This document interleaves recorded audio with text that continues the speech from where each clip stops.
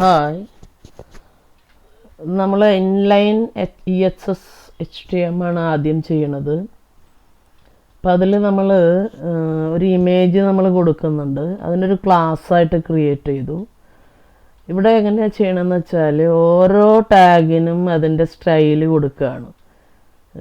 ഇവിടെ ഹെഡിങ്ങിന് പ്രത്യേകിച്ച് സ്റ്റൈലൊന്നും കൊടുക്കുന്നില്ല. പാരഗ്രാഫിന് സ്റ്റൈൽ എന്നുള്ള ടാഗ് ഒരു ആട്രിബ്യൂട്ട് ഉപയോഗിച്ചിട്ട് ബാക്ക്ഗ്രൗണ്ട് കളറ്, ഫോണ്ട് സൈസ്,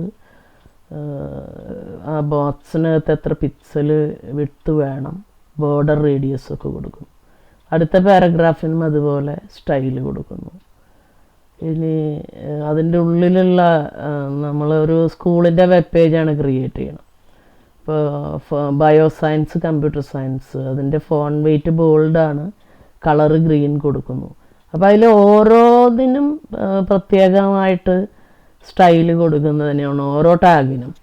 അങ്ങനെ പ്രത്യേകമായിട്ട് എഴുതുന്നതാണ് ഇൻലൈൻ CSS എന്ന് പറയുന്നത്. ഇതിൻ്റെ പ്രത്യേകിച്ച് HTML തന്നെയാണ് കൊടുക്കുന്നത്. ഇവിടെ ഇമേജ് കൊടുത്തിട്ടുണ്ട്. ഇമേജിൻ്റെ ഫയൽ എവിടെയാണെന്നാണ് ഇവിടെ സോഴ്സ് എന്നുള്ളതുകൊണ്ട് ഉദ്ദേശിക്കുന്നത്. Class my image.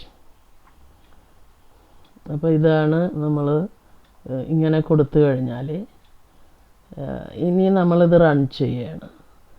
ഈ മൈ ഇമേജ് എന്നുള്ള ക്ലാസ്സിൽ നമ്മൾ പറഞ്ഞിരിക്കുന്നത് width 200 pixels, height, border, margin, ഇതാണ് നമ്മൾ കൊടുത്തിരിക്കുന്നത്. ഇനി ഞാനിത് സേവ് ചെയ്ത് ഇത് റൺ ചെയ്യണം.